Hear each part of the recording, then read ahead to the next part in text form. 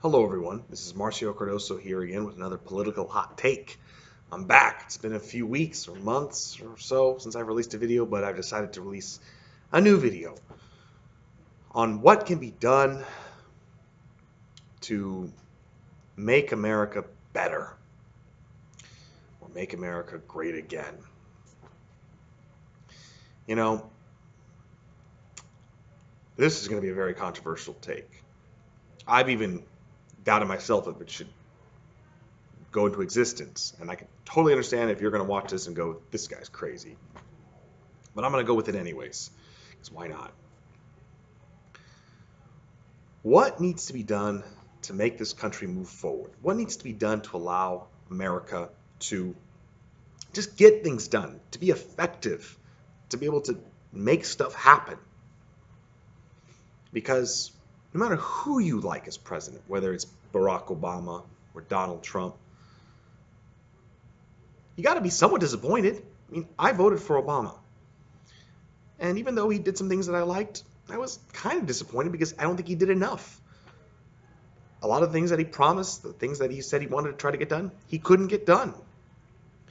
And then I look at Trump, and I don't really care for a whole lot that he agrees with, or I don't agree with a whole lot on his issues.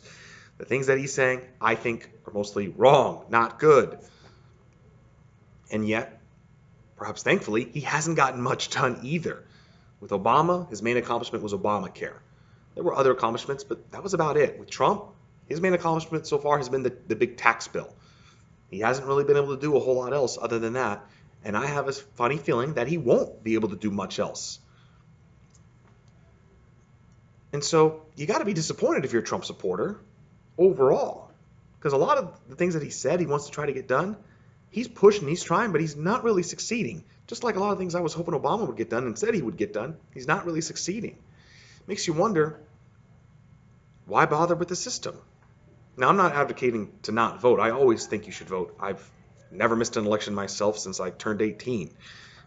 And it's important to vote. It's important to participate in the political process. But it just feels like nothing's going to get done no matter what you do. So what do we do about it? I've wondered, maybe it's not such a bad idea to put a little bit more power in the hands of an executive. Now, again, people are going to go, what? If you don't like Trump, you're going to think, now you're giving Trump all the power. But if you liked Obama, now he has more power too. And vice versa. If you're a Trump supporter, you would think, hey, it's not a bad idea, but you wouldn't be happy if Obama had all that extra power. I'm not saying give the president absolute power necessarily, but maybe just a little bit more power. Just to be able to execute certain decisions, like executive orders, in which a president can just unilaterally sign, and that's it. Of course, a lot of executive orders can be held up in the court system, and the courts can strike it down because an executive order doesn't have the same kind of strength as an actual law, which goes through Congress first and signed by the president. But why not? Why not give the president a little bit more power? I'm bringing this discussion up because just a couple days ago, we had an election in Russia in which Vladimir Putin was re-elected. It was a sham, obviously. He controls everything. He's basically a dictator. But the people in Russia seem to really like him. I mean, no matter how you look at it, the polls might be misleading or whatnot, but people legitimately like Putin there in Russia.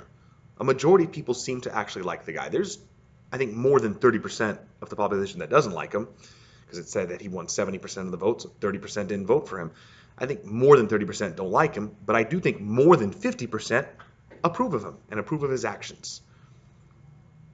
And part of that is because he's able to get stuff done because, well, he's basically a dictator. And I don't want a one-man dictatorship. But I think we need to give the president almost a little bit more power, like the CEO of a company.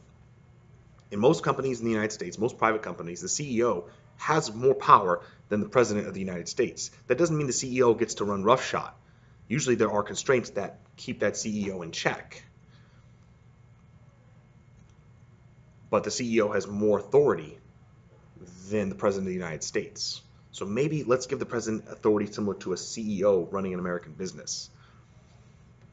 It's a crazy radical idea, but it's something that you got to consider. Think about this. What are our most beloved presidents in this country? Almost everyone says that Lincoln, Franklin Delano Roosevelt, and Washington are the three that we like the most, that we admire the most. And what do they all have in common? They were basically wartime presidents. Now, Washington was the general of the Revolutionary War before he was president, but that's what basically made him president. And FDR and Lincoln were presidents during wars. FDR president during World War II, Lincoln president during the Civil War. And during these times of war, what happens is these presidents are granted a lot of extra power. A lot of extra power. Lincoln governed almost like a dictator in the way that he was able to get things done. He led the war basically like a dictator. He ultimately made the final decisions on anything related to the Civil War. And the way he got things done, he was pretty ruthless. Even with the constitutional amendment to ban slavery, the 13th Amendment. For those of you who've never seen it, I recommend that you go watch the movie Lincoln, starring Daniel Day-Lewis. The movie is about how Abraham Lincoln pushed to get the 13th Amendment passed. Now, that was through a democratic process. Lincoln wasn't doing it unilaterally. He had to get it through Congress. 2/3 of Congress had to approve of this amendment, and then 3/4 of the state legislatures had to later on. But the movie focuses on the Congress, especially the House of Representatives. But the way Lincoln got it done, it was almost like he was a crook. Honestly, I admire him for it because he found a way to get it done. He found a way to pass an amendment to end slavery, and we can pretty much all agree, I hope, that that was a very good thing. But the way he ran the government, I mean, if you were against him during this time, you could have gone to jail. Lincoln suspended habeas corpus, which basically, habeas corpus means if you're going to send someone to prison, you have to have a legitimate reason. You can't just send people in jail for no reason. No, Lincoln suspended it temporarily so. That almost sounds like a dictator. He wasn't a dictator, but he had extra powers because it was wartime. FDR was the same. He had extra power as well during World War II. He inserted that authority to be able to spend a lot more money, to be able to fight the Japanese and fight the Nazis. And that was good. It was a good decision. Saved the world. But that extra money being pumped into the economy also really resuscitated the American economy. Believe it or not, the New Deal, which FDR passed before World War II, got some things going. It got the ball rolling. It kind of stopped the bleeding of the Great Depression. But what brought America out of the Great Depression was going into World War II, not the New Deal. And the amount of spending and the resources that we were using was greatly increased during World War II. And FDR had a lot more ability and more leeway to get that stuff approved. Because during World War II, you're in war. And in war, the president has a little bit of extra power than non-war time, which is why the New Deal was somewhat limited in its effect. Don't get me wrong, I liked what the New Deal was trying to do. It just wasn't as effective as going into war. Now, I'm not advocating going into war. I'm not saying the president should have more power so we can go to war. But the point is, when the president goes to war, he's usually granted a little bit of extra power and therefore is able to get more things accomplished because there's less limitation. It's like the tape. The government bureaucratic tape is being cut, and therefore more is able to get done. And I think that's what we need to do in this country. We need to make it a little bit easier for the president to accomplish his agenda. And again, I'm not a Trump supporter, so I don't like his agenda. He did win the election. He didn't get the popular vote, but that's our system. We have an electoral college system. I don't like it. But think about it this way. If you were an Obama supporter, wouldn't you have liked Obama to have a little bit more authority? Don't you think he would have gotten a little bit more done? And if he gets a little bit more done, don't you think Obama is even more popular? And don't you think that his successor, because Hillary Clinton was essentially running as Obama's successor, don't you think if Obama's more popular at the end of his term and he's able to get more done and deliver on the change that he was promising, don't you think more people in America would have been like, yes, Obama, and Hillary Clinton's his successor. Okay, let's keep it going. And I think Hillary Clinton gets enough votes in Wisconsin and Michigan and Ohio, and boom, you have Clinton as president, and you don't even get Trump. See, I think a lot of people voted for Trump because, and this is true, the change that they were hoping Obama would deliver didn't come. And so then they turned to Trump. There was a lot of people who voted for Obama in 2008 and 2012 and then switched to Trump in 2016 because they thought Obama didn't deliver on his promises.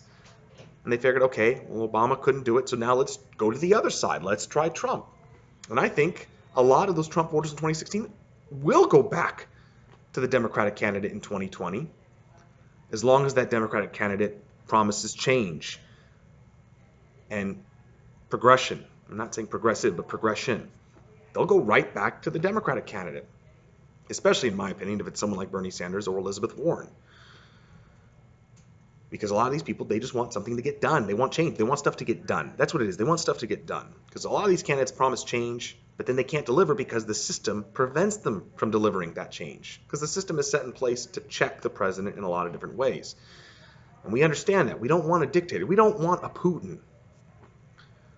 But you can see why the Russians like Putin. Because he's able to get stuff done. He certainly looks like it, and that's because for the most part he is. But that's, again, because he's a dictator. And we don't want that. But we do want the president, in my opinion, I think we want the president to get more done. And honestly, if Trump was able to accomplish a lot more in his agenda, then I think people could really judge him for what he is. His approval rating right now is in the 40s. I think if he was able to actually succeed in getting a lot of his stuff done, I could see his approval rating going down. Because then I could see a lot of Americans going, oh, wow, that's what you really want. Tell us how you really feel. Conversely, if Obama was able to get more of his stuff done, I think his approval rating would have been higher at the end of his term. And therefore, his successor, because Clinton was running as his successor, would have won and he wouldn't even have gotten Trump in the first place. We don't need a dictator, but I do think our president, given these complex political times, given how big in population and in landmass our country is and how diverse it is so difficult to develop coalitions to get anything done. It's difficult to develop a consensus. Therefore, we need to give our president just a little bit more authority just to cut through the red tape of our bureaucratic system, to cut through the massive diversity and get stuff done. You don't have to be like a Putin, but have a little bit more authority, like a typical CEO in an American company. And if that's the case, and if we do that, I think you'll see presidents get more done. And ultimately, it'll be for the better. Thanks for watching, and have a good day.